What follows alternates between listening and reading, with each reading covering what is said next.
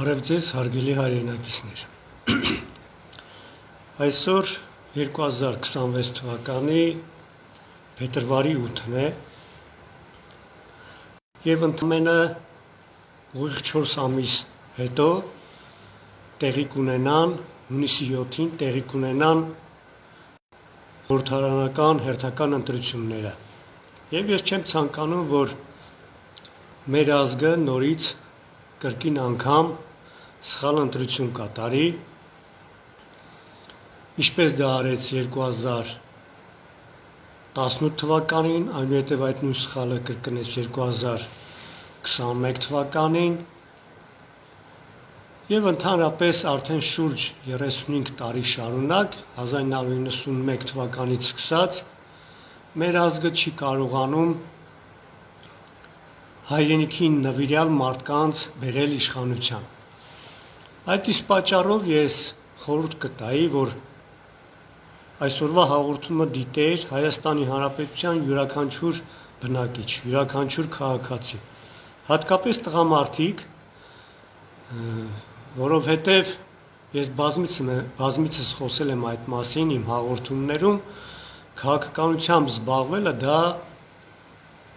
տղամարդկանց, դա հայրերի, հայր ծնողների անմիջական եւ կարևորագույն պարտականություններից մեկն է, ցավոք սրտի հայ տղամարդիկ իրենց այդ պարտականությունը չեն կատարում։ Եվ դրա համար մենք ազգովի հայտնվել ենք շատ ծանր, եթե կարելի է ասել, շատ ծանր իրավիճակում, ինչ ունենք։ Ինֆորմացիան, որ ես այսօր ձեզ կհաղորդեմ, կօգնի ձեզ, որպեսզի կարողանաք ավելի հեշտ կողմնորոշվեք, ավելի լավ հասկանաք, թե ինչպիսի մոտեցում պետք է ցուցաբերեք, որպեսզի կարողանաք ճիշտ ընտրություն կատարել։ Միգուցե հաղորդումը ստացվի մի քիչ ծավալուն, բայց ես համոզված եմ, որ չեք փոշմանի, դիտեք հաղորդումը մինչև վերջ եւ եթե համամիտ լինեք, ապա կխնդրեի նաեւ ձեր Facebook-յան էջերից նույնպես կիսվեք, տարածեք այս տեսանյութը, որպեսզի որքան հնարավոր է մեծ թվով մարդիկ ստանան այս ինֆորմացիան։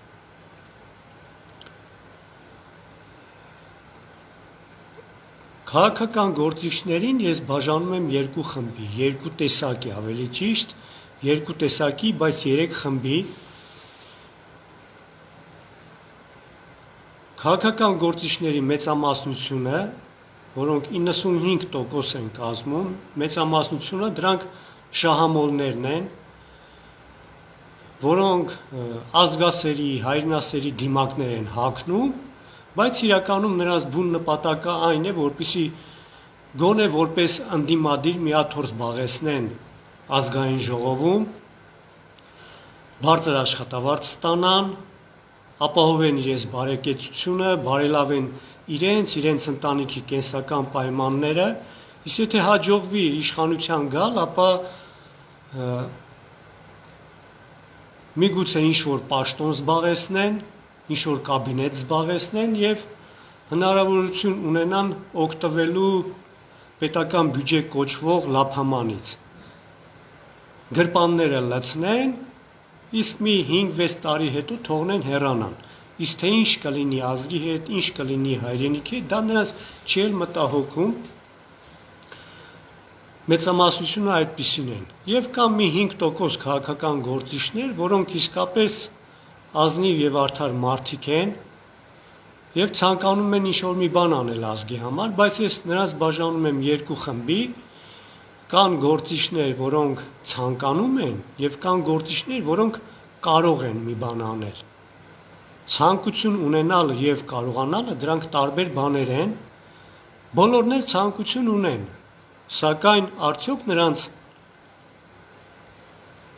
տրամաբանությունը, նրանց մենտալիտետը, կուլտուրան, իմացության մակարդակը, հոգևոր զարգացման մակարդակը բավականացնում է արդյոք, որպեսզի նրանք կարողանան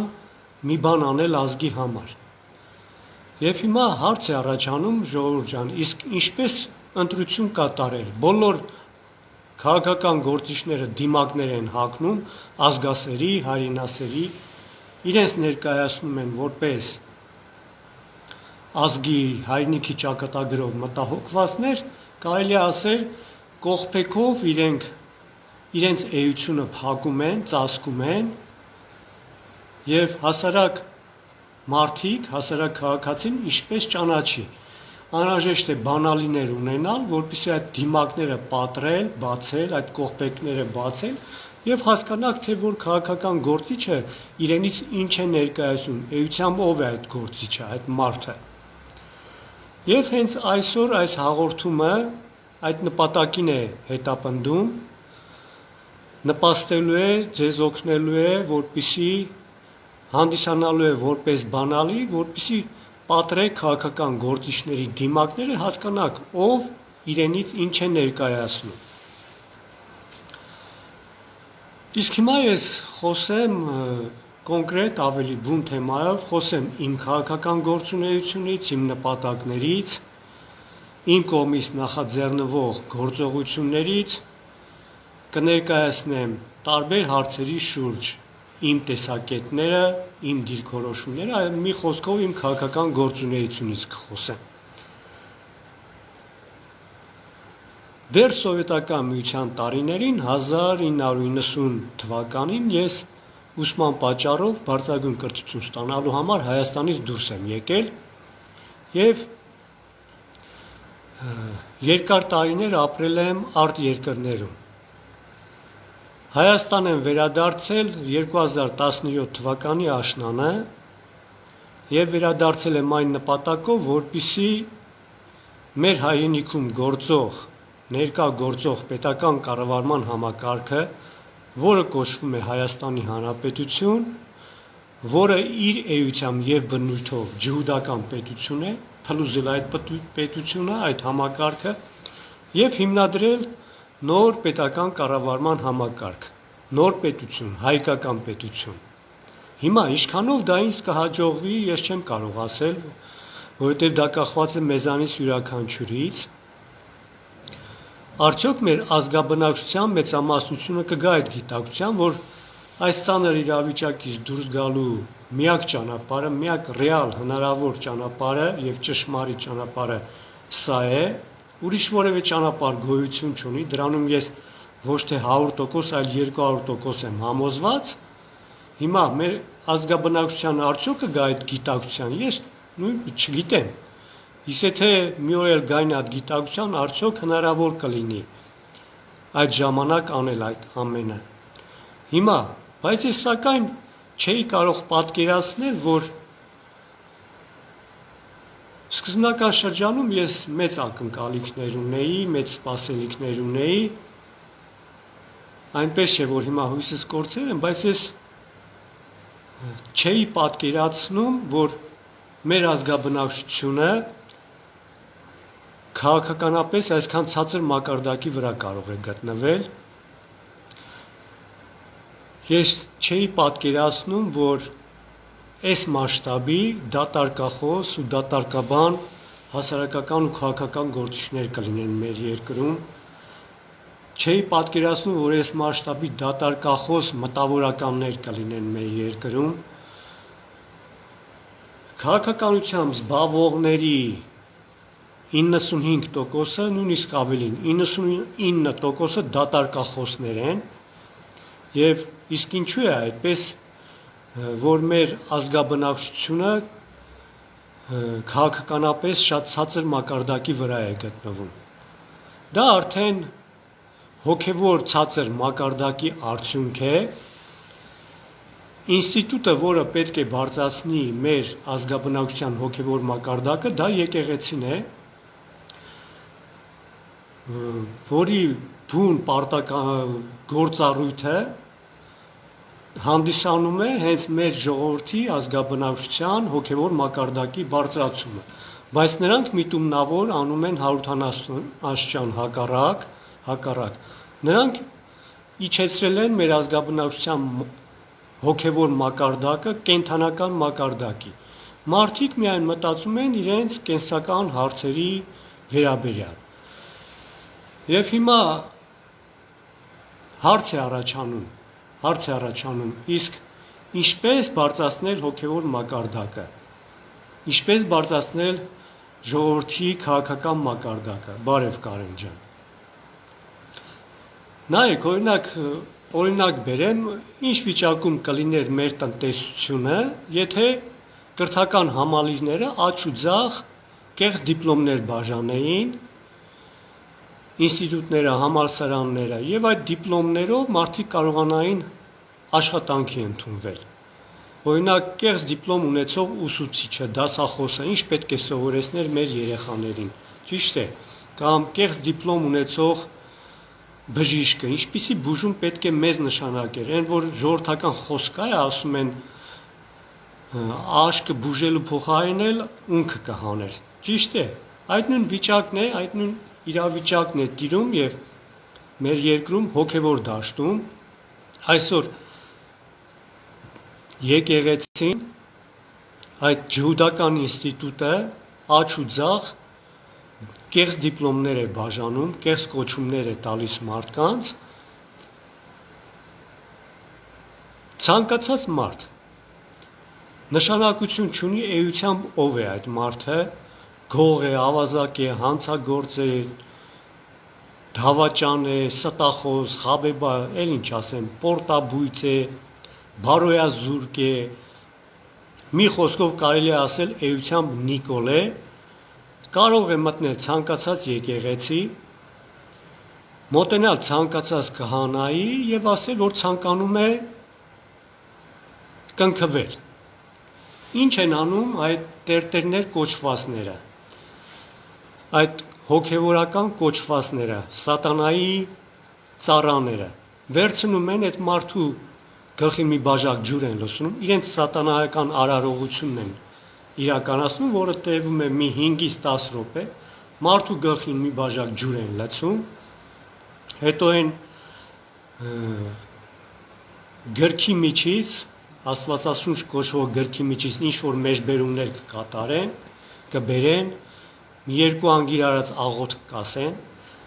խաչով կամ այդ գրքով այդ մարդու գլխին մի 3 անգամ կհարվածեն կամ գլխավերևում կպտտեն ու կհայտարարեն, որ այդ մարդը արդեն կնքված է։ Այսինքն այդ մարդուն արդեն քրիստոնյայի կոչում են տալիս։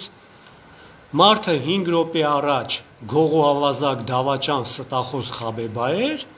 այդ արարողությունից հետո տերտերը երբ մի բաժակ ջուր է լցնում մարդու գլխին, մարդը դառնում է քրիստոնյա։ Հասկանում եք, ժողովուրդ ջան, ես չգիտեմ, դա լացելու պատճառ է, թե ծիծաղելու, քրիստոնյա լինել, ես գիտեմ ինչ է նշանակում քրիստոնյա լինել, եւ հարցը նրանում է, որ ազգաբնակչությունը չգիտի, քրիստոնյա լինել նշանակում է ունենալ հոգևոր բարձր մակարդակ, դա նշանակում է լինել Աստծո կողմից ընտրված, քանի որ դա նշանակում է Աստծո կողմից ընտրված, դա նշանակում է, որ Աստված կարող է այդպիսի կոչում տալ մարդուն, քրիստոնյայի կոչում մարդուն կարող են տալ միայն Աստվածները, նրանք ովքեր մեզ ստեղծել են։ Համեստությունը, ժողովուրդ ջան, հոգևոր ամենակարևորագույն արժեքներից մեկն է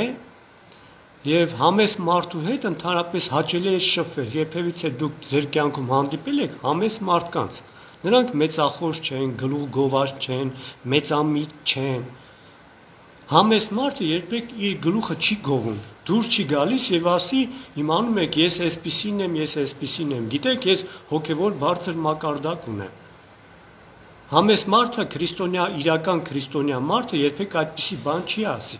Եթե ինչ-որ մեկը ձեզ հարցնում է դուք քրիստոնյա եք, դա արդեն սխալ հարց է։ Իսկ եթե հարցնում է դուք կարող եք պատասխանել, որ եղբայր, ես քրիստոնյա չեմ, բայց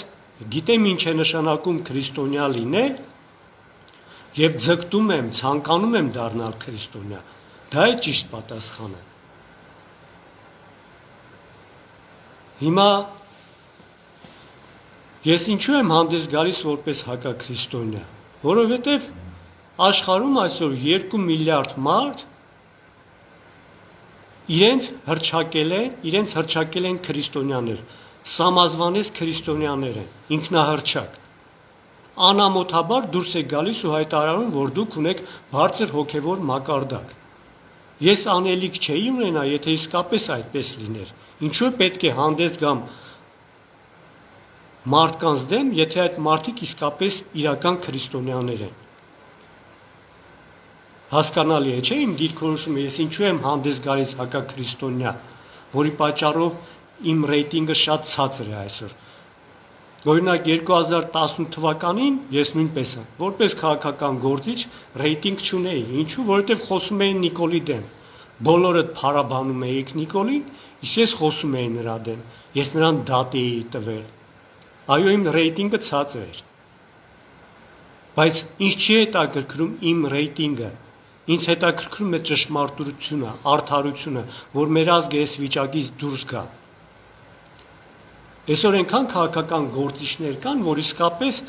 իրենք էլ չեն ընդունում ոչ եկեղեցին, ոչ քրիստոնեությունը, բայց ինպես կտրուկ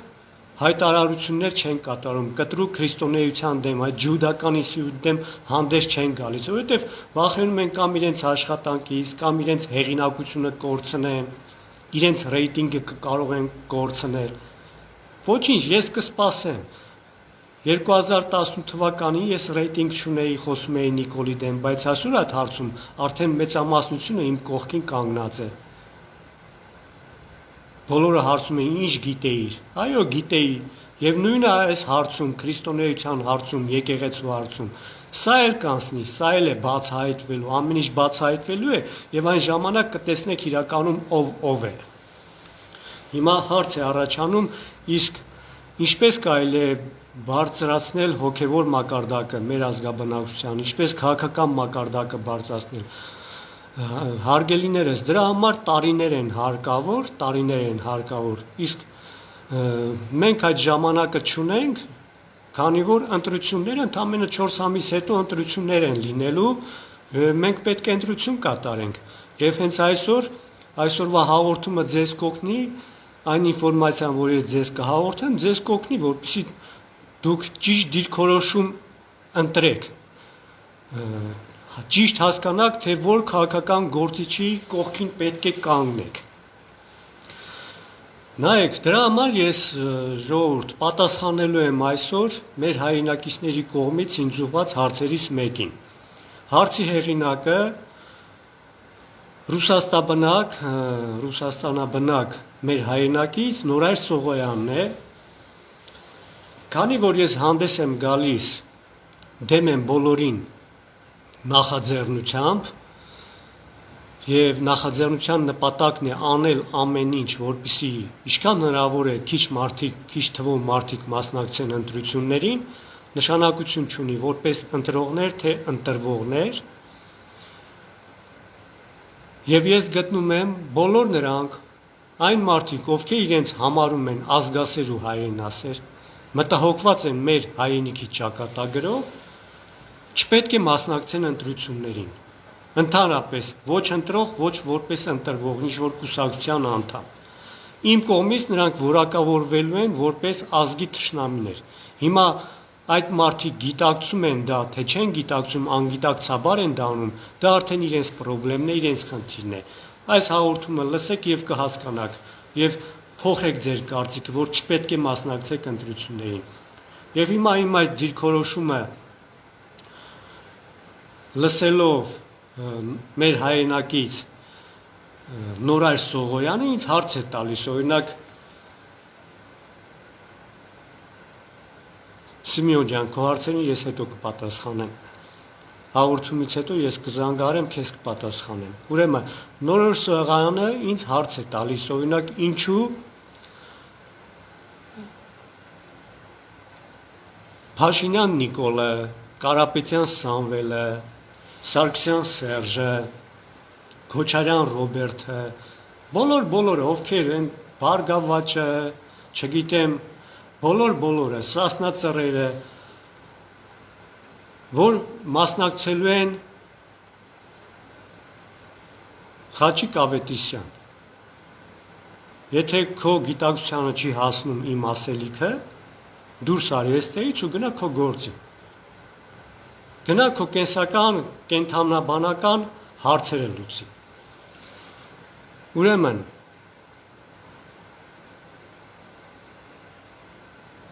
ինչու պետք է սրանք բոլորը մասնակցեն ընտրություններին, իսկ Գուրգեն Սիմոնյանը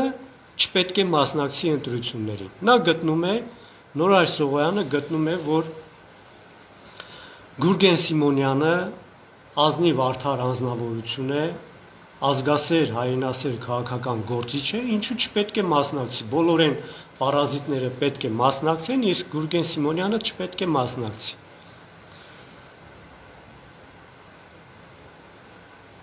Այս հարցին ժողովուրդ ջան, ես պատասխանելու եմ հետևյալ կերպ։ Կյանքից մի օրինակ եմ բերելու,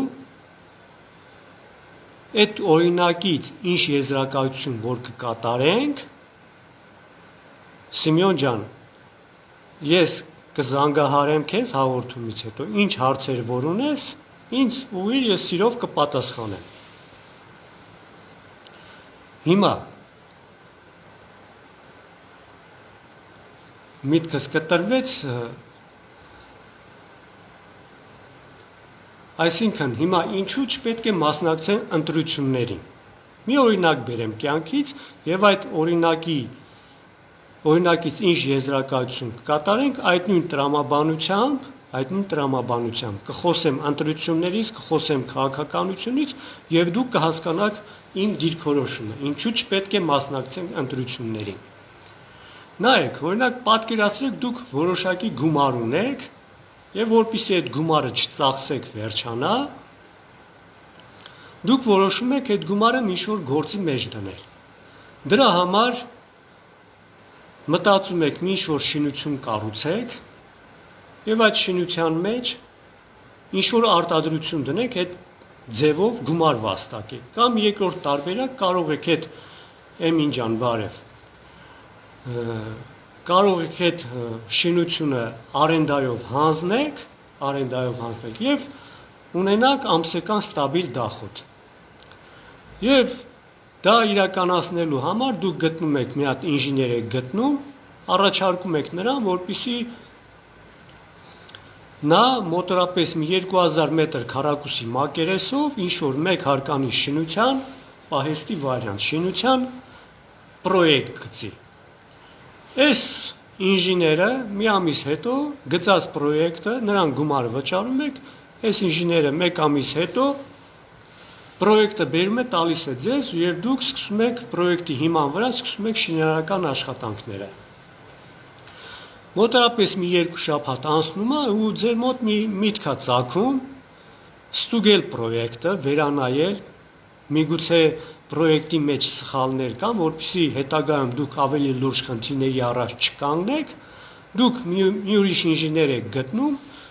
եւ առաջարկում եք նրան, որպեսզի վերանայի այդ պրոյեկտը։ Այս երկրորդ ինժեները 10 օր հետո գալիս է ու ձեզ ասում է, որ պրոյեկտի մեջ երկու հատ սխալ է գտե, կներեք ժողովուրդ ջան։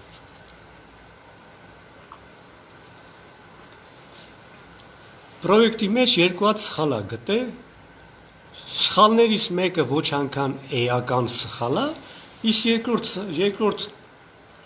սխալը դա շատ լուրջ խնդիր է եւ ուղղել է պետք։ Դրա համար Նորայր ջան, բարև։ Ես հենց հիմա պատասխանում եմ քո հարցին։ Ուրեմն առաջին սխալը որն է։ Ինժեները ասում է, որ դա կապված է ջերուսման համակարգի հետ, ջերուսման սարքերի հզորությունը շատ թույլ է, եւ եթե օդի ջերմաստիճանը դրսում իջնի -5, -10 աստիճան, ապա այդ սարքերը չեն կարողանալու 10 աստիճանից բարձր ջերմություն պահեստում չեն կարողանալու ապահովել։ Դրա համար կամ սարքերը պետք է փոխարինվեն ավելի հզոր սարքերով, կամ քանակը պետք է ավելացվի այդ սարքերի, կամ էլ պատերը դրսից կամ ներսից ուտիպլիտ արվի պենոպլաստով, օրինակ 5 սանտիմետրանոց ուտիպլիտ, 5 սանտիմետր պենոպլաստով ուտիպլիտ արվի։ Բայց դա այնքան էական խնդիր չի, ինժեներն ասում, որ դա կարելի է նաև հետագայում ընթացքում այդ խնդիրը լուծել, որովհետև միգուցե այնպիսի մարդու եք հանձնում այդ պահեստը, որին բավարարում է 10 աստիճան ջերմությունը պահեստում։ Դրան այնքան էլ կարևոր չէ։ Հիմա երկրորդ խնդիրը այն է, որ ավելի լուրջ խնդիր է, այն է, որ պահեստը օրինակ ունի 60 մետր երկարություն, 36 մետր լայնություն, 3 շարք կալոնաներ են կանգնեցված եւ կալոնաները միմյանց հետ կապված են 18 մետր երկարությամբ ֆերմաներով։ Այս ինժեները ասում է, եթե այս պահեստի տանիքի վրա մի 20-30 սանտիմետր ձյուն գա, ապա այդ 18 մետրանոց ֆերմաները ինչ կոնստրուկցիայով որ պատրաստված են, ինչ մատերիալով որ պատրաստված են, այդ ծանրությանը չեն դիմանա։ Դրա համար տանիքը կքանդվի։ Հիմա դուք կանգնած եք ընտրության առաջ, ինչպես ազգային ժողովի ընտրություններին դուք պետք է ինչ-որ մի տեխնացու ընտրեք, ինչ-որ մի կուսակցություն, հիմա կյանքում կանգնած եք ընտրության առաջ, չէ՞։ Այս երկու ինժեներներն են, դուք պետք է կամ առաջին ինժեների գծած պրոյեկտը ընդունեք, կամ երկրորդ ինժեների։ Հիմա տարբերությունը ո՞րն է այս երկու ինժեներների միջև։ Երկրորդ ինժեները ձեզ բացատրում է, թեկուզ առաջինն էլ կբացատրի, որ ֆիզիկա-մաթեմատիկական հաշվարկների միջոցով, որ իսկապես այդ ծանրության այդ տանիքը, այդ ֆերմաները չեն դիմանա եւ տանիքը կքանդվի։ Եթե դուք գիտելիքներ չունեք այդ, ում էլ հարցնեք, նրանք ձեզ կապացուցեն, որ դա այդպես է։ Դա դժվար հաշվարկ չէ։ Եվ երկրորդը, ես ինչու ասեցի, որ պետք է տրամաբանություն ունենաք, պետք է մենտալիտետ ունենաք, կուլտուրա ունենաք, հոգևոր զարգացման մակարդակ ունենաք, ընտրություն կատարելու համար։ Դա դրանից է կախված, ձեր ընտրությունը կախված է այդ չափանիշներից։ Հիմա եթե ձեր հոգևոր մակարդակը բարձր է, ձեր մեջ պատասխանատվության զգացում կա, ուրեմն դուք պետք է մտածեք, եթե տանիքը քանդվի, դուք փլատակների տակ կարող եք զոհեր ունենաք, չէ՞։ Ինչ որ մի ընտանիք դժբախտություն կբերեք։ Առաջինը դուք պատասխանատվության կենթարկվեք, երկրորդը այդ գծող ինժեները, պրոյեկտող ինժեները պատասխանատվության կենթարկվի, եւ երրորդը ինչ որ մի ընտանիք դուք դժբախտություն կբերեք, ինչ որ մի երեխա ծնողազուրկ կդառնա, որբ կմեծանա։ Ձեր անպատասխանատվությունից հասկանում եք, չէ՞, որ մի 2 կոպեկ ավել պետք է փող ծախսեիք եւս ամեն ֆերմայի տակ մի կալոնա ավելացնեիք, որ տանիքը չքանդվի։ Այո, ձեր անպատասխանատվության պակասի հետևանքով կարող է ինչ-որ մի երեխա ծնողազուրկ դառնա։ Ինչքան կարևոր է, հիմա հասկանում եք, երբ որ գնում եք ազգային ժողով ընտրություն կատարելու եւ նրանք ովքեր մասնակցելու են այդ ընտրություններին, ինչքան պատասխանատու դա գործ է։ Ամբողջ ազգի ճակատագրի հետ կապված հարց է ազգային ժողովի ընտրությունները, ով է գալու իշխանության։ Եվ գալու եք, ինչ եք անելու, կարողանալու եք մի բան անել։ Այն որ ես ասում էի, կան ազգային գործիչներ, մի 5% ազնիվ արդար մարդիկ են, իսկապես ցանկանում են անել, բայց ցանկություն ունենալը եւ կարողանալը, դրանք տարբեր բաներ են, Նորայր ջան։ Կեսից մետար, եթե ես դրա համար հենց քո համար եմ շեշտում այդ նույն մտքերը ես ցանկանում եմ շեշտել։ Ցանկություն ունենալը եւ կարողանալը, դրանք տարբեր բաներ են։ Բոլորն էլ ցանկություն ունեն այդ մի 5% ազնիվ արդար քաղաքական գործիչներ, որ մեր ազգի համար մի բան անեն։ Հիմա ինչով են տարբերում այս երկու ինժեներները միմյանցից։ Տարբերվում են նրանով, որ մի ինժեները ձյան ծածկույթի հանգամանքը հաշվի չի առել, իսկ երկրորդ ինժեները հաշվի է առել, մի հանգամանք ավել հաշվի է առել։ Եվ հիմա դուք ընտրություն պետք է կատարեք, տրամաբանորեն որ մեկին պետք է ընտրեք, որը ավելի շատ հանգամանքներ է հաշվի առել իր պրոյեկտում, իր ծրագրում։ Ես ցանկանում եմ հենց այդ միտքը վերցնեք, այս օրինակից նպատակը այն է, որպեսզի մենք գանք այս եզրակացության։ Մենք պետք է այն քաղաքական գործիչին ընտրենք, աջակցենք, օգնենք, որպեսզի իր ծրագրերը իրականացնի, ով ավելի շատ հանգամանքներ է հաշվի առել։ Եվ օրինակ բերեցի, որ կան ոչ էական հանգամանքներ եւ կան էական հանգամանքներ։ Հիմա անցնեմ ընտրություններին։ Ինչու չպետք է մենք մասնակցենք այս ընտրություններին։ Ես որևէ մի քաղաքական գործիչի կողմից, որոնք մասնակցելու են այս ընտրություններին, չեմ լսում, որ դուրս գան ու ասեն, իմանում եք ժողովուրդ, այս հանգամանքը հաշվի առնելով ես ծրագրիս մեջ այս կետն եմ ավելացրել, այս հանգամանքը հաշվի առնելով այս գործողություններն ենք կատարելու, այս փոփոխություններն ենք կատարելու։ Միգուցե եւ կան այդպիսի քաղաքական գործիչներ։ Ես բոլորին այնքան եմ լսել, հոգնել եմ դրանց դատարկախոսություններից հոգնել եմ։ Կան էական հանգամանքներ եւ կան ոչ էական հանգամանքներ։ Բոլորը անգիրարաս, այս Փաշինյան Նիկոլն էլ լավակա։ Բոլորը դուրս են գալիս ու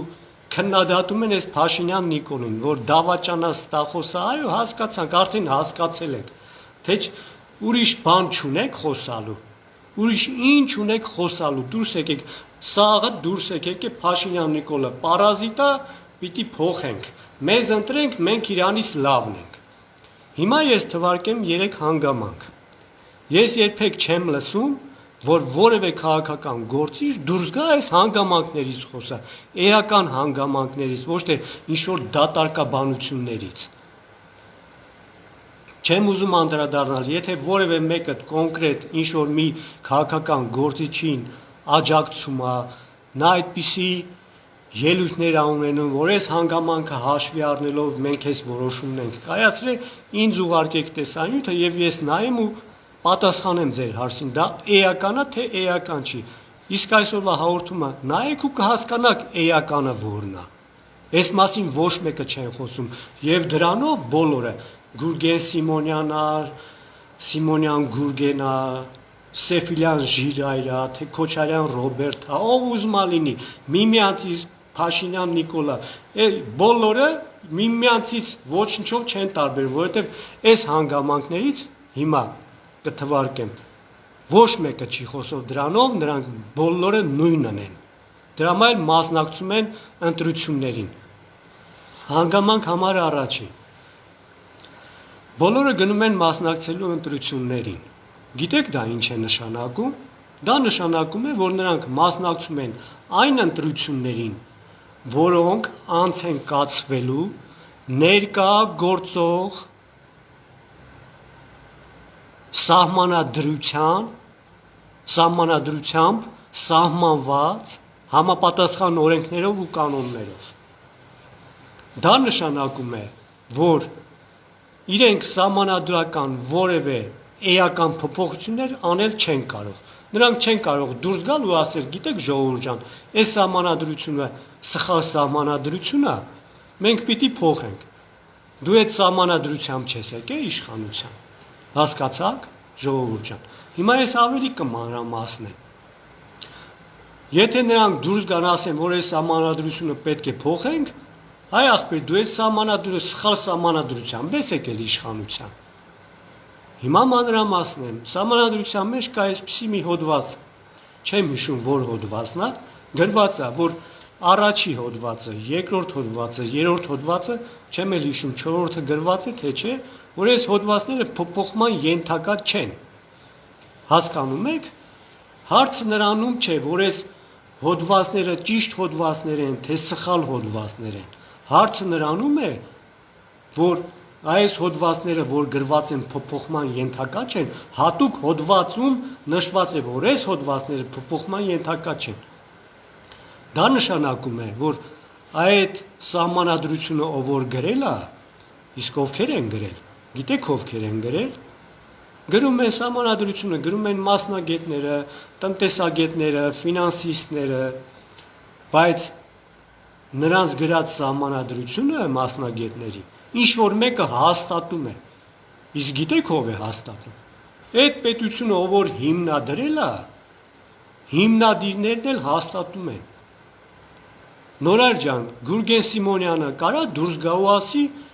այս պետությունը հիմնադիրներ չունի, կարա դուրս գա ասի, Բոլորը կծծաղեն, չէ՞։ Իրա վրա։ Պետությունը հիմնադիր չունի, բայց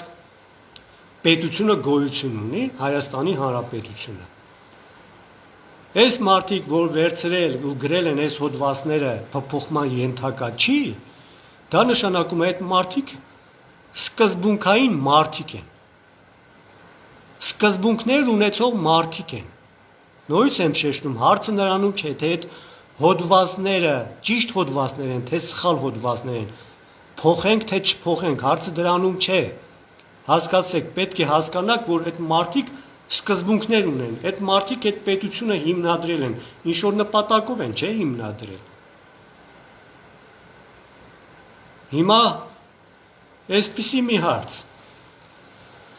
Նորար ջան, Գուրգեն Սիմոնյանը այս հիմնադիրներին ճանաչում է, ովքեր են հիմնադրել 91 թվականին Հայաստանի Հանրապետությունը։ Ինչ-որ մեկը հիմնադրել է, չէ՞ այս պետությունը։ Ճանաչում է այս հիմնադիրներին։ Թող դուրս գա Գուրգեն Սիմոնյանը, դուրս գա ու ասի. ժողովուրդ ջան, իմանում եք, ես ճանաչում եմ այս պետության հիմնադիրներին։ Հիմնադիրներից մեկը Պողոս Պողոսյանն է, ապրում է Երևան քաղաքի, այսինչ հասցեում, ծնվել է այս թվականին, ավարտել է այս ինստիտուտը, այս դպրոցը, ունի այսինչ կենսագրությունը։ Երկրորդ հիմնադիրը Պետրոս Պետրոսյանն է, ապրում է Էշմիածին քաղաքում, այսինչ հասցեով ունի այսինչ կենսագրությունը։ Եվ երրորդ հիմնադիրը, օրինակ Մարտիրոս Մարտիրոսյանն է, ապրում է Լոս Անջելեսում, ունի այսինչ կենսագրությունը, այսինչ հասցեում է ապրում։ Գուրգեն Սիմոնյանը ճանաչում է, թող դուրս գա ու ասի, իմանում եք ժողովուրդ, ես սրանց ճանաչում եմ այս հիմնադիրներին։ Եվ երբ ես գամ իշխանության, այս հիմնադիրներին ասեմ, արա ձեններդ կտրեք, ես ինչ ուզեմ էնելա անելու եմ, այս հիմնադիրներն էլ դուրս կգան կասեն Գուրգեն ջան, քանի որ դու ես ասում, մենք մեր ձենը կտրենք։ Մենք մեր ձենը կկտրենք, ինչ ուզում ես արա, եկել ես այս ժողովրդի կյանքը լավացնես, գնա լավացրու, մենք քեզ չենք խանգարելու։ Հա? Թող դուրս գա ասի։ Գիտի ովքեր են հիմնադիրները։ Չգիտի, չէ՞։ Ես էլ չգիտեմ։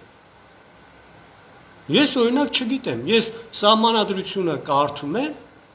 ես ըստ սահմանադրության բովանդակության հասկանում եմ, այս պետության հիմնադիրները ինչու համար են հիմնել այս պետությունը, ոչ թե այս ազգի շահերից ելնելով, այս ազգի կյանքը լավացնել, այլ իրենց ընտանեկան շահերից ելնելով, այս պետության ընդերքը թալանեն ու գնան, դրանք աշխարհի մոնոպոլիստների ընտանիքներից ես կոնկրետ չգիտեմ քանիսն են, ովքեր իրենց ներկայացությունը ունեն։ Ամեն մի ընտանիք աշխարհի տերերից, ամեն մի ընտանիք ցանկացած երկրում ցանկանում է իր մարդին բերի իշխանության, որ այդ երկրի ընդերքը թալանի։ Հիմա Փաշինյան Նիկոլը որ ընտանիքի ներկայացուցիչն է, Սարգսյան Սերժը որ ընտանիքի, թե բոլորն էլ մի ընտանիքի, ես չգիտեմ, այ ախպեր, ես չգիտեմ։ Իսկ Գուրգեն Սիմոնյանը գիտի։ Այս բոլոր մասնակիցները, ովքեր գնում են ընտրությունների, գիտեն, ոչ մեկն էլ չգիտեն այդ ընտանիքներին։ Ես ինձ այն որ ասում են Յորղանիդ գորա է, քալերդ գցեք։ Գիտեք, եկաք իշխանության ինչ են անելու։ Մի օր կանչելու են իրենց կաբինետ ու ձեզ ասելու են, արա, հիմնադիրները այս պետության մենք ենք, կամ անելու ես այնպես ոնց որ մենք ենք ասում, կամ էլ ռադդ քաշի, մեկ էլ տեսար մի հատ կամազ վրա երթի եկավ քո վրա։ Այդ տենց ալնելու, կամ էլ անելու ես այնպես, ինչ որ մենք ենք ասում։ Նորար ջան, թող այդ Գուրգենը դուրս գա ասի, իմանում եք, ես այս հիմնադիրներին ճանաչում եմ, ոնց ասեմ, այնց էլ ալնելու է։ Թող նախ հլա դուրս գա ինքը ներկայացնի, որ ճանաչում է, այսօր չի ճանաչում։ Այդ ոնց հա գալիս է այս պետությունը ինչ որ մեկը հիմնադրել է։ Գալիս է այս պետության մեջ դառնա վարչապետ, ինքն է որոշելու ինչ անի, որ իմ կյանքը հասարակ քաղաքացի, իմ կյանքը լավանա։ Չէ, անելու է այն քայլերը, ինչ որ ձեռնտու է այս պետության հիմնադիրներին։ Հասկանալի է, սա առաջին հանգամանքը, որ տրամաբանություն պետք է ունենաք։ Հասկանաք ինչ խաղի մեջ եք մտնում։ Դուք հասկանում եք ինչ խաղի մեջ եք մտնում, ում դեմը կարող է դուրս գաք, ում դեմ եք հայտնվելու։ Կուզեք մտնելու եք այդ մարդկանց կաբինետ, ու ասել եք ախպեր ջան, մի $2 միլիոն տվեք էլի, մեզ ժողովուրդը ընտրել է, գնանք ես մի 5 կիլոմետր ճանապարհ միտեղ կառուցենք, որ ժողովուրդը թուքումուր չանի մեզ։ Խոսք ենք տվել, որ ճանապարհ կկառուցենք, խոսք ենք տվել։ Կուզեք մտնելու այդ հիմնադիրների կաբինետը։ Իրանք մտածում են անեն թե չանեն։ Ոնց կարան ձեզ օգտագործեն, միտեղ էլ թույլ կտամ, միտեղ ճանապարհ կառուցեք։ Այդ տենց է լինելու։ Իսկ դուք չեք մտածում։ Նենց հասարակ բան է լինես քաղաքականությամբ եկել եք, որոշել եք զբաղվել քաղաքականությամբ, էլի։ Մարդիկ միլիարդավոր դոլարների համար եկել են այս երկիր, գործեր են անում, պետություն են հիմնադրել, դուք էլ նենց, ես չգիտեմ, 2 տարեկան երեխեք եք, թե ով եք էլի դուք, գիտակցաբար եք ձեզ հայրենասերի տեղ դրել, թե անգիտակցաբար եկել եք ուզում եք ազգի կյանքը լավացնեք, նենց հեշտ է էլի, այդ մարդիկ պատերազմներ են սկսում, պատերազմներ են եսիմ իրականացնում, հազարավոր, միլիոնավոր մարդկանց են ոչնչացնում, դուք եկել եք, մտնել եք, ուզում եք մտնեք այն խաղի մեջ, այն պետության ընտրություններին մասնակցեք ու այս ազգի համար մի բան անեք, որը հակասում է իրենց շահերին, դուք հասկանում եք ինչ խաղի մեջ եք ուզում մտնեք, առանց հասկանալու, ձեր ուղեղով չի անցել, որ այս պետությունը հիմնադիրներ ունի, իսկ եթե չեք ճանաչում, ուրեմն լեզուներդ, ձեններդ կտրեք ու մեզ ձեզ հայրենասերի տեղ մի դրեք, թե մի բան կանեք, հիմա հանգամանք երկրորդ, ժողովուրդ ջան, օրինակ, եթե ես հասարակ քաղաքացի եմ, ուզենամ մեր երկրում մի տոշկա բացեմ, մի հատ փուր բացեմ, մի վարսավիրանոց բացեմ, չգիտեմ, ինչ-որ մի բիզնես բացեմ, խանութ դնեմ, որպեսզի փող աշխատեմ իմ ընտանիքի համար, բայց պետական ռեգիստրում, պետռեգիստրում չգրանցվեմ, դա հնարավոր է, բոլորդ էլ կասեք, չէ, հնարավոր չէ, հաջորդ օրը հրդեհծառայությունը իր հերթին կգա, հարկայինը իր հերթին կգա, սանիտարկայանը իր հերթին կգա, ոստիկանները իր հերթին կգան, թույլ չեն տա, որ ես առանց պետռեգիստրի, առանց գրանցվելու աշխատեմ, չէ։ Թույլ չեն տա։ Իսկ դուք գիտեք, որ Հայաստանում, մեր երկրում, այսօր գործում է մի հիմնարկ ու Հայաստանի Հանրապետության պետռեգիստրում գրանցված չի։ Դուք գիտեք այդ մասին։ Ձեր մտքով չի անցնում, այդ ինչ հիմնարկա կներեք, որ Հայաստանում պետռեգիստրում գրանցված չի ու գործում է։ Դա Հայաստանի կենտրոնական բանկն է, ժողովուրդ ջան, որից կախված է ձեր բոլորի կյանքը, ձեր կենսական, սոցիալական պայմանները։ Բայց ձեր մտքով չի անցնում, այ ընտրության մասնակիցներ, որ գնում եք մասնակցեք այս ընտրություններին։ Օրինակ, ձեր մտքով չի անցնում, այս կենտրոնական բանկի այդ ինչ հիմնարկ է, որ մեր պետության պետռեգիստրում գրանցված չի ու գործում է։ Գալու եք ինչ եք անելու, ասել եք փասափսուկներդ հավաքեք ու ռադներդ քաշեք մեր երկրից։ Բախի չեն գրանցվում մեր երկրում, մեր պետության պետռեգիստրում այդ հիմնարկը չի գրանցվում։ Գիտեք ինչու, որովհետև Հայաստանի Հանրապետությունը դա գաղութ է։ Եթե մի պետություն չունի իր սեփական ֆինանսական համակարգը, դա նշանակում, որ այդ պետությունը գաղութ է, դա հիմնարկ է, դա մասնաճյուղ է։ Ինչ որ մի ավելի մեծ հիմնարկի մասնաճյուղ է։ Իսկ որտեղ է գրանցված Հայաստանի կենտրոնական բանկը, Ռուսաստանի կենտրոնական բանկը, Ճապոնիայի, Ֆրանսիայի, Գերմանիայի, բոլոր պետությունների կենտրոնական բանկերը որտեղ են գրանցված։ Գիտեք։ Չգիտեք, հետաքրքրվեք, դուք գալիս եք, մասնակցում եք մի ընտրությունների, մի գաղութում ընտրությունները անցկացում, դուք գալիս եք, այդ գաղութը գաղութատեր ունի, չէ։ Դուք գալիս եք գաղութի վարչապետը դառնաք, այդ գաղութատիրոջը ինչ եք ասելու, ինչ եք անելու։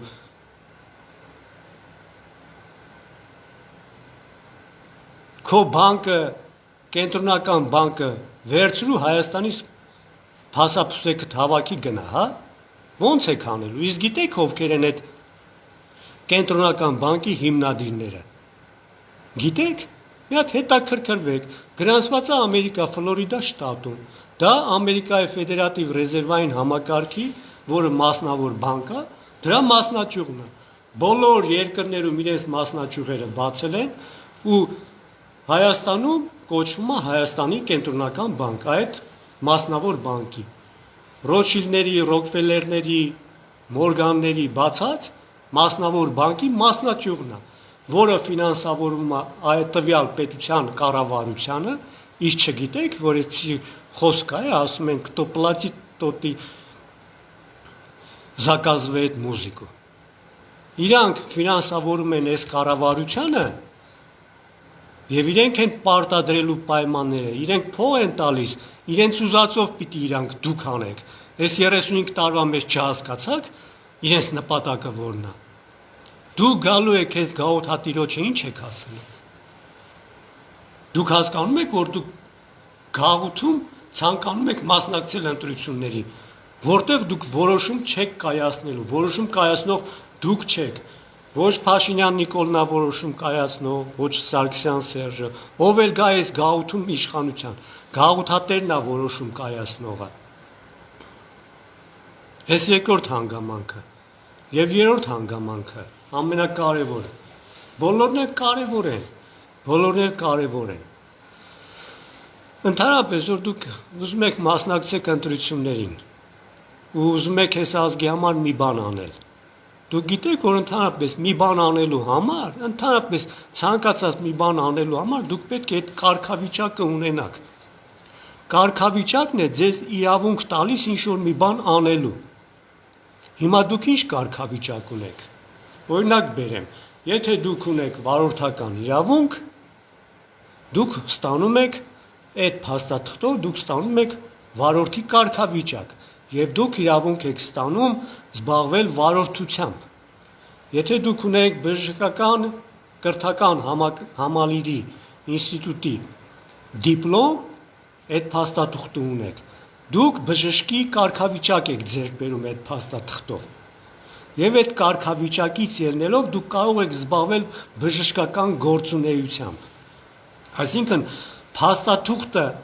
ձեզ մարդուն տալիս է կարգավիճակ, որը իրավունք է տալիս ինչ-որ գործունեությամբ զբաղվել, ինչ-որ գործողություններ անել։ Հիմա մենք բոլորս ունենք Հայաստանի Հանրապետության անձնագրեր, այդ անձնագիրը ինչ-որ կարգավիճակ է, չէ՞ ձեզ տալիս։ Ինչ կարգավիճակ ունի Հայաստանի Հանրապետության անձնագիր ունեցող մարդը, անձնավորությունը։ Դուք գիտեք, որ ոչ մի իրավունք էլ չունեք։ Ստրուկներ եք, ստրուկի կարգավիճակ է։ Հիմա ես բացատրեմ ինչու։ Հայաստանի Հանրապետության սահմանադրության մեջ կա այսպիսի մի հոդված. բնական ռեսուրսները, օգտակար հանածոները, ընդերքը, հողը, ջուրը, դա պետության հարստությունն է։ Դա գիտեք ինչ է նշանակում, որ ինչ բնական ռեսուրսներ որ կան, հող, ջուր, թթվածին, դա ձերը չի, դա ձեր սեփականությունը չի, պետության հարստությունն է։ Ինչ որ մեկը կարա օրինակ դուրս գա ու ասի, դուք նոր ծնվել եք, դուրս գա ու ասի, դու իրավունք չունես թթվածին շնչես, թթվածինը բնական ռեսուրս է։ Կա ինչ որ մեկը որ կարա այդպիսի բան ասի, չի կարա, չէ։ Դա նշանակում է, որ դուք ունեք յուրաքանչյուր մարդ, ով ծնվում է երկիր մոլորակի վրա, լույս աշխարհ է գալիս, նա երկիր մոլորակի բնական ռեսուրսներից, օգտակար հանածոներից օգտվելու ձրի իրավունք է ստանում։ Դա մարդու անօտարելի իրավունքներն են, որ մարդուն տրվում է ծննդյան օրվանից։ Հիմա երբ որ սահմանադրության մեջ գրված է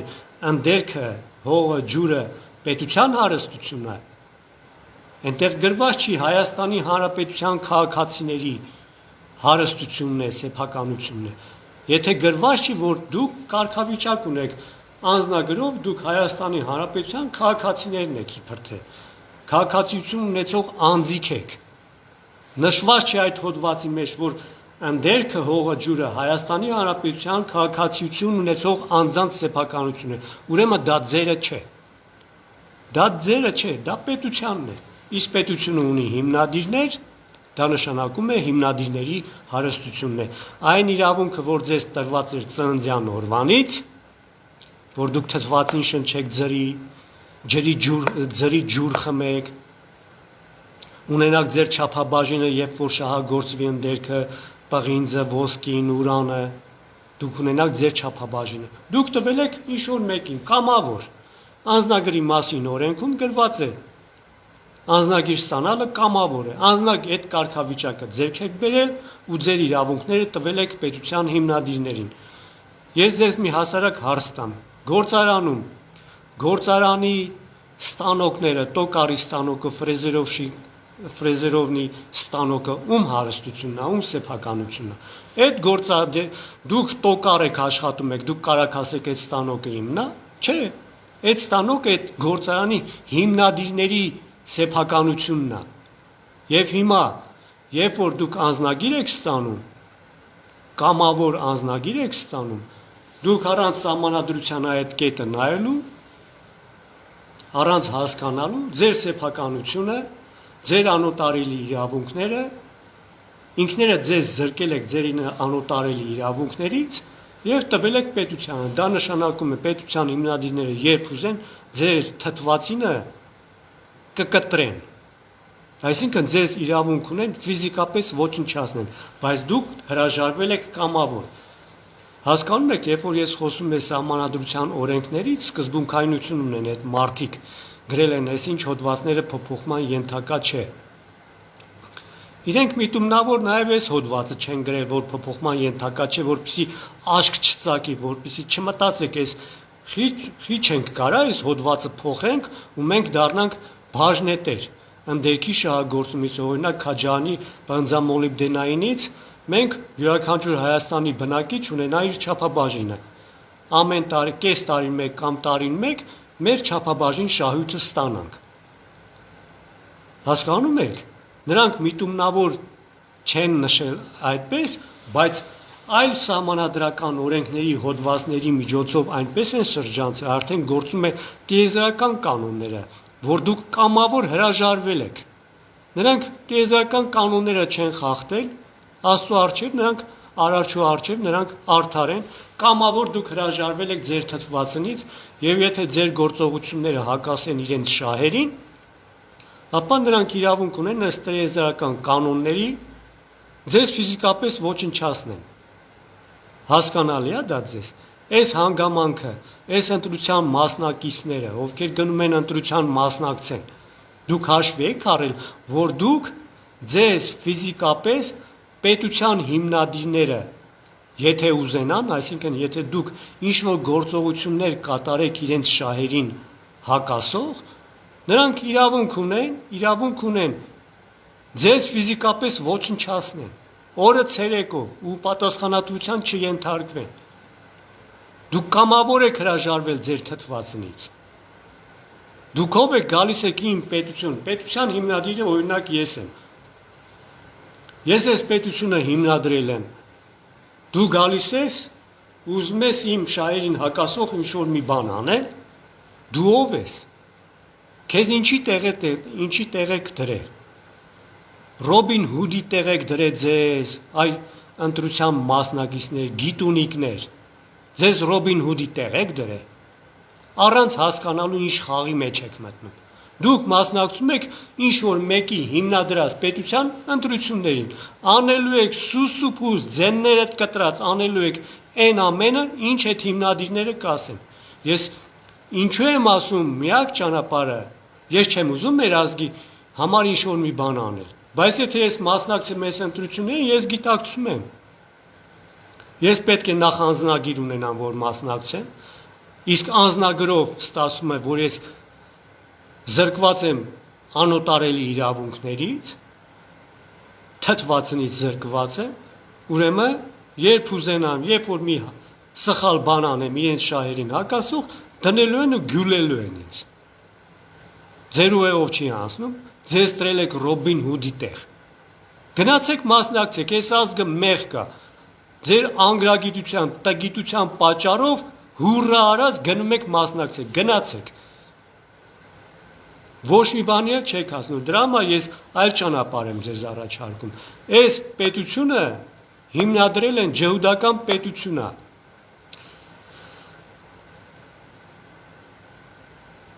Սահմանադրության մեջ այն հոդվածը, որ գրված է անկախության հռչակագրից ելնելով գրված է սահմանադրության, անկախության հռչակագրում գրված էր, որ ընդերքը, հողը, ջուրը տեղի բնակիչների սեփականությունն է։ Այդ ոնց փոխվավ։ Իր սահմանադրության մեջ արդեն գրված է պետության, ինքը իրան փոխվավ, վերցրին այդ հիմնադիրները վերցրեցին, փոխեցին, չէ։ Ուրեմն երբ որ չեք ճանաչում այս հիմնադիրներին, ձեններդ կտրեք, ձեզնից մեծ ամոթելա հաղորդման մեջ ասեմ, ձեզնից մեծ քաքեր մի կերեք։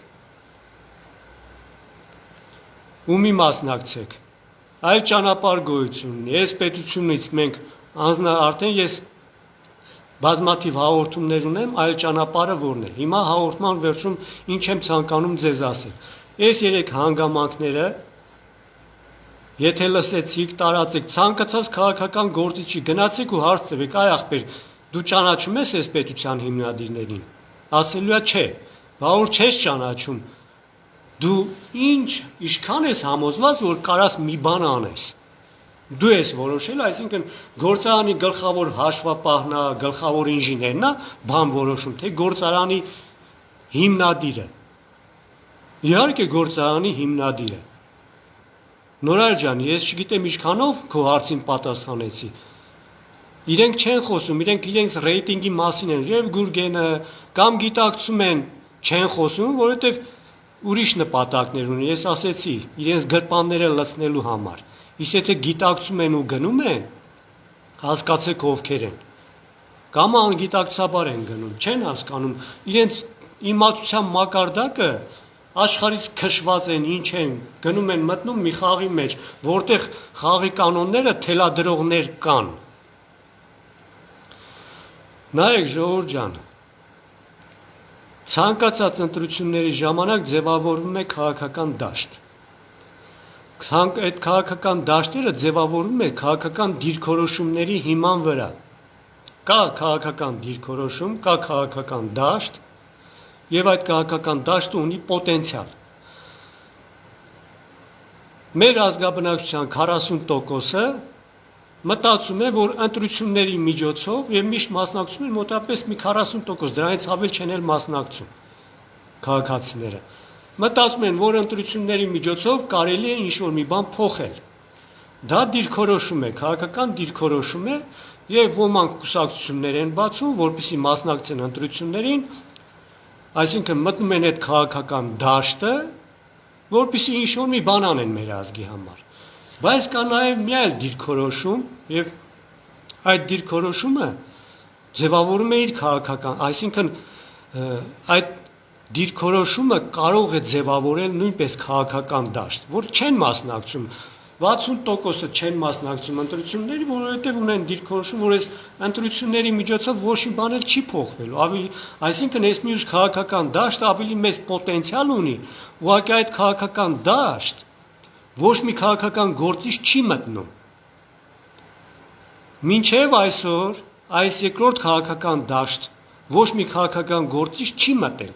որովհետև Քոչարյան Ռոբերտը, որը ծառայում է այդ ընտանիքներին, ինչու պետք է մտնի այս մյուս դաշտ, այսինքն պատկերացրեք դուրս գա, ոնց որ ես եմ ասում, մի մասնակցեք ընտրություններին։ Քոչարյան Ռոբերտը դուրս կգա ու ասի.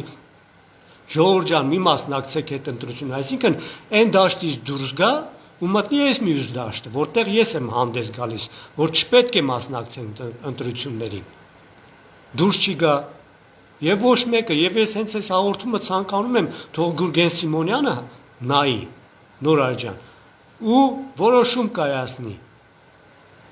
նախ գիտակցի, որ ինքը ոչ մի բան չի, եթե իսկապես ազնիվ տղա է, հասկանա գիտակցի, որ ինքը կատարող է դառնալու, հրամաններ կատարող է դառնալու ինքը, եթե գայել բան, այդ ինչա, իշխանության, ովքեր գան իշխանության, ընտրությունների միջոցով, նրանք հրամաններ կատարողներ են լինելու, այդ մարդիկ կանչելու են, նորից եմ կրկնում, կանչելու են կաբինետ ու ասեն, այ ջահել, կամ դու անելու ես այն ամենը, ինչ մենք կասենք, հիմնադիրները մենք ենք այս պետության, կամ էլ օրը ցերեկով ընտանիքով կարող է անհետանաս։ Ուրեմն թող իրենց Ռոբին Հուդի տեղ չդնեն։ Թող ուրեմն գիտակցեն ու մտնեն այս մյուս քաղաքական դաշտ։ Իսկ եթե գան այս մյուս քաղաքական դաշտ, իմանում եք, այստեղ ասելիք ասողը ես եմ։ Ուրիշ ինչ պետք է ասեն, ուրիշ որևէ բան կարան ասեն։ Թող գան ուրեմն միասին մտածենք, թեկուզ ես ամեն ինչ մտածել եմ, ինչպես նոր պետություն հիմնադրենք։ Այս մյուս քաղաքական դաշտը արդեն ձևավորված է։ Իմ շնորհիվ։ Եվս կա մի քաղաքական գործիչ, Լույսի բանակը, Արայան Կարենը, որը նույնպես հանդես է գալիս ընտրությունների դեմ։ Ես իհարկե համակրանք չունեմ նրա հանդեպ, ես շատ լավ գիտեմ ինքը ով է, բայց ցանկանում եմ ասել, որ այս մյուս քաղաքական դաշտը արդեն ձևավորված է, եթե ոչ մի ընտրությունների ժամանակ ոչ մի կոնկրետ քաղաքական գործիչ հստակ հանդես չի եկել ընտրությունների դեմ, որպեսզի այս մյուս քաղաքական դաշտն էլ ձևավորվի, այսօր իմ եւ Արայան Կարենի շնորհիվ այս մյուս քաղաքական դաշտը ձևավորված է եւ գործում է։ Ուղղակի այստեղ ոչ ոք ասելիք չունի, ինձնից բացի։ Ոչ ոք չի կարող իմ հետ, չգիտեմ ինչ ասեմ, պայքարել, մրցակցել։ Եթե ունեք Հայաստանի Հանրապետության անձնագիր, ուրեմն ձև բռնած, եկե մտել եք ստե, ուրեմն իմ թշնամու մեր ազգի թշնամու զինվորներից են, մեր ազգի հակառակորդը թշնամին ցանկանում է ամեն մի քաղաքական դաշտում ունենա իր զինվորները, իր սպասավորները։ Ես կոնկրետ չեմ ուզում ասել, որ Արայան Կարենը մեր ազգի թշնամու զինվորներից է, միգուցե ինքն էլ չի գիտակցում, իսկ եթե գիտակցում է, եթե ես երբեք նրան նույն դիրքորոշում ունենք, չպետք է մասնակցենք ընտրությունների, նա էլ է նույն բանը ասում, ես էլ եմ ասում, ես երբեք նրա հետ նույն ճանապարհը չեմ գնա, ունեմ իմ փաստարկները ինչու, ես երբեք նրան չեմ առաջարկություն չեն անի, իսկ եթե նա էլ ինքը ինձ անի, քանի որ նույն դիրքորոշում ունենք, ապա թող հաստատ իմանա 100%-անոց մերժում է ստանալու։ Այստեղ այս քաղաքական դաշտում ես եմ ասում, չենք մասնակցում ընտրությունների եւ բոլոր քայլերը հերթականությամբ բոլորը ես մտածել, հրաժարվում ենք հանձնագրերից, փլուզում ենք այս պետական համակարգը ու հիմնադրում ենք նոր հայկական պետություն։ Ուրիշ որևէ ճանապարհ ժողովուրդ ջան չկա։ Կամ ունենալու եք նույնը, գնացեք ընտրությունների, ունենալու եք նույնը, մի բան ավել, մի բան պակաս, հետո գլխներիդ եք տալու, հիմա որ ես նալիշկա փողերը ուզում են հանեն, որպեսզի ավելի կառավարելի վերահսկելի դարձնեն իրենց իշխանությունը, էլեկտրոնային փողն են մցրան, դառնալու եք ստրուկ ու ստրուկ։ Էլ չեք էլ կարելու որևէ բան անել։ Ուրեմն բոլոր քաղաքական գործիչները, ովքեր իրենց համարում են ազգասեր, հայրենասեր, ուրեմն այն մյուս քաղաքական դաշտից պետք է հրաժարվեն, դուրս գան ու գան մտնեն այս մյուս քաղաքական դաշտ։ Հանդես գանք միասնական, որի պոտենցիալը ավելի շատ է, 60% քաղաքացիներ չեն վստահում ընտրություններին, ընտրության արդյունքներին։ Եթե այս 60%-ից մի 10%-ը հանենք, որ նույնապես հարուստ մարդիկ են, թող 20%-ը հանենք, որ իրենց համար նշանակություն չունի, ով կգա իշխանություն, ինչ կլինի, իրենք նույնպես ապահով, բայց մի 40% մարդիկ չեն մասնակցում ընտրություններին եւ չգիտեն ինչ անեն, որովհետեւ այս մյուս քաղաքական դաշտում հարգելիներս չկան ռեալ քաղաքական գործիչներ։ Դե այսինքն ուրիշ ճանապարհ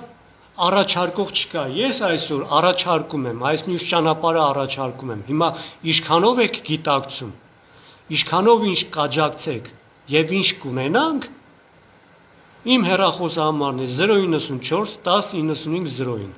Զանգահարեք, աջակցեք, միանանք, խելք-խելքի տանք, մի բան դուք ասեք, մի բան ես ասեմ, չնայած ես ամեն ինչ մտածել եմ։ Բավականին մեծ աշխատանք կատարված է, նոր պետության սահմանադրությունը գրված է ոչ թե վերջնական, այլ փոփոխման ենթակա է։ Կարող է ձեզանից ինչ-որ մեկը գա, մի ավելի խելոք միտք ասի այդ գրված սահմանադրության մեջ, որ գրքի տեսքով արդեն գոյություն ունի։ Փոխենք, նոր հայկական պետություն հիմնադրենք, Մանվել ջան, բարև, ախպերս։